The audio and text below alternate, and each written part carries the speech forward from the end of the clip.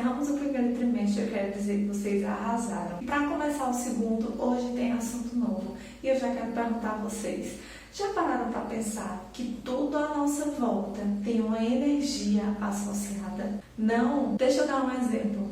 A nossa vida seria da mesma forma se nós não tivéssemos energia elétrica em casa? Eu acho que não. Então, gente, o vídeo de hoje vai ser um pouquinho diferente, a gente não vai lá para o papel. E eu quero dizer a vocês que eu tive que refazer o áudio de toda essa aula, porque ficou com muito defeito, então provavelmente vocês vão ter a sensação de que eu estou sendo dublada, porque o áudio não vai combinar com a minha fala, tá?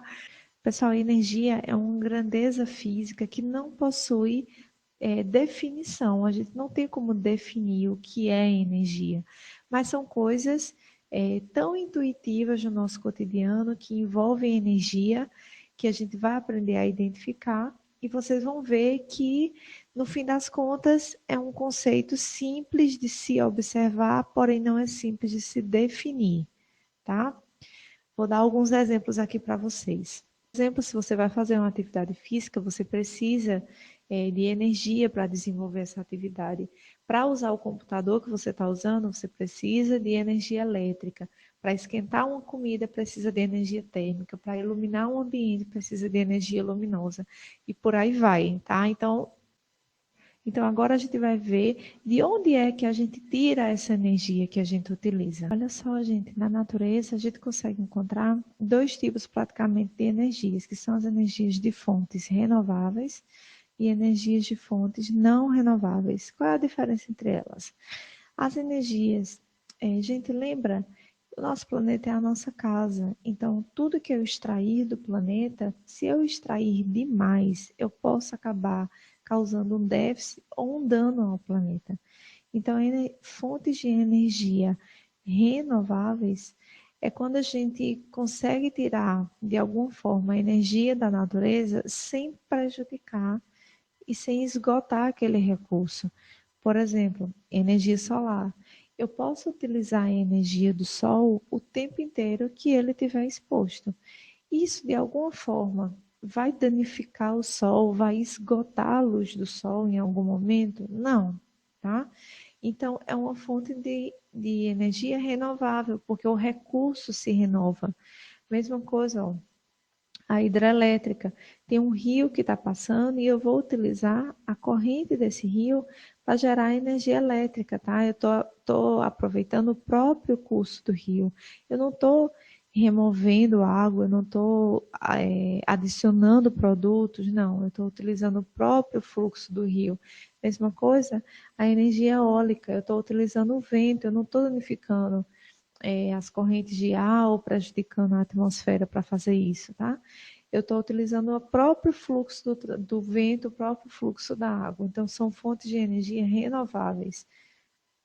Já no caso das fontes de energia não renováveis, ela não vai, a natureza não vai repor isso, a natureza não vai recompor.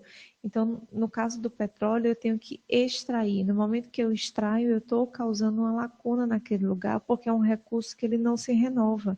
Então, com isso, a gente acaba danificando o meio ambiente, seja pelo excesso de extração, seja pela emissão de gases, de poluentes na atmosfera, N fatores. Então, se a gente consegue utilizar da natureza sem causar um dano, sem deixar um déficit, então é uma fonte de energia renovável. E as fontes de energia que danificam, que prejudicam o meio ambiente, são fontes de energia não renováveis. Se a gente observar nessa figurinha, a gente tem um lado em que o planeta consegue sobreviver, consigo extrair a energia sem danificar o planeta, e do outro lado o planeta está meio adoentado, porque ó, a gente está emitindo fumaça na atmosfera, a gente tem um derramamento de petróleo, entre outros exemplos. Tá? Então, essa é a grande diferença entre fontes de energias renováveis e fontes de energia não renováveis. Titia, mas por que é que a gente precisa, então, utilizar essa energia? Por que é que a gente precisa ir na natureza e encontrar uma forma de extrair a energia para a gente utilizar? Gente, olha só, como tem os recursos renováveis que a gente pode utilizar sem causar o dano na natureza, não tem por que não usar, por exemplo, energia eólica, energia solar, de hidrelétricas, geotérmicas. Todos esses 4 exemplos, elas conseguem gerar nossa energia elétrica. Já imaginaram como é que seria a nossa vida sem ter energia elétrica? Nem mesmo essa aula poderia estar acontecendo. Vocês não iam ter celular, computador, geladeira, Wi-Fi, tudo que você imaginar que é utilizado com energia elétrica. O mundo hoje não funciona mais sem energia elétrica. Então a gente precisa dessa energia? Precisa. Mas o ideal é que se tire de forma sustentável, que não venha a atacar o nosso planeta. Porque não existe dentro e fora da casa, tudo faz parte do planeta, tudo faz parte da nossa casa. Então, se a gente danifica uma região, todo o planeta sofre com isso. Então, por que é que a gente continua tirando os recursos que não são renováveis? Gente, aqui existem ainda algumas necessidades do ser humano que vêm de fontes não renováveis. O ideal é que ela fosse extraída de forma consciente, para que não danificasse ou danificasse pouco o meio ambiente. O grande problema está aí, é o excesso, né? Tudo que vem em excesso provavelmente vai acabar causando um dano ou algum mal. E para a gente falar um pouquinho sobre as fontes de energias renováveis e os tipos de energia, antes da gente conseguir falar sobre isso, eu preciso introduzir para vocês outros conceitos que a gente consegue, inclusive, observar não só em recursos da natureza, como no nosso dia a dia, e que vão servir de base, de embasamento, para que na próxima aula a gente entenda como é que funciona a energia solar, hidrelétrica, energia eólica, tá bom? Então, antes da gente adquirir esse novo conhecimento, nós vamos buscar a base para conseguir entender posteriormente, tá bom? Para começar, energia cinética. Gente, a energia cinética é a energia que está relacionada com o movimento. Toda vez que a gente tem movimentação, a gente tem energia cinética, certo? Então quer dizer que quando a gente estava estudando lá a temperatura e a gente falava temperatura é o grau de agitação das moléculas. Então eu posso dizer que a temperatura está relacionada à energia cinética das moléculas? Sim, porque as moléculas não estão em movimento, e quanto maior o movimento, maior a temperatura, quanto maior o movimento, maior também a energia cinética, tá? Então, vamos entender um pouquinho melhor. Dá uma olhadinha aí para essa imagem. A gente tem aí uma onda de alta amplitude, que é a de cima, e uma onda de baixa amplitude, que é essa aí de baixo. Vocês lembram que a amplitude pega a linha de base da onda até em cima, é a amplitude, ou da linha de base até embaixo também é a amplitude. Olha o que está acontecendo então. A gente tem aí algumas bolinhas e tem uma água aí embaixo, uma onda. Quando vem a onda, uma onda maior de alta amplitude, as bolinhas se movimentam muito, se movimentam mais.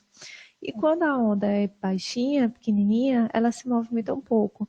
Vejam pelo rastro que a onda de cima tem uma tendência ao movimento muito maior que a onda de baixo. Se essas de cima estão se movimentando mais, isso quer dizer que elas têm uma energia cinética maior. E as de baixo que estão se movimentando menos, quer dizer que tem uma energia cinética menor, tá? Então, quanto maior a energia cinética, maior o movimento. Quanto maior a energia cinética, maior o movimento. Então quer dizer que quando eu começo a me movimentar, andar de um lado para o outro, eu vou ter energia cinética? Sim. Toda vez que a gente está se movimentando, que a gente tem um movimento, a gente pode falar de energia cinética. Energia cinética é a energia do movimento, tá? Outro tipo de energia é a energia potencial gravitacional.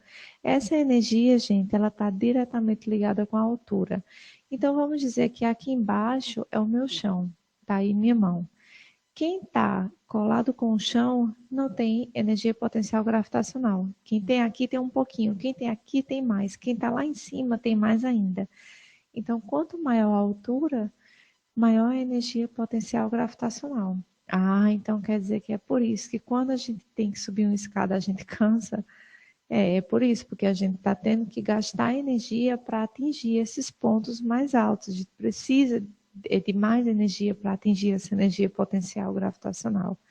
Então, dá uma olhadinha aí, ó, nessa árvore. Quem está aí na base da árvore, no chão, essa aí é a altura igual a zero. A maçã A está a 2 metros de altura, a maçã B a 2,5 metros e a maçã C a 3 metros de altura. Eu quero que vocês me respondam quando a gente chegar no Meet, qual dessas 3 maçãs, preste atenção. Questão 1. Qual dessas 3 maçãs tem a maior energia potencial gravitacional? Anotaram? Próxima. Qual dessas 3 maçãs tem a menor energia potencial gravitacional? Anota aí. Se por acaso eu tivesse ali embaixo, eu teria energia potencial gravitacional? Anota aí também, daqui a pouquinho vocês me falam.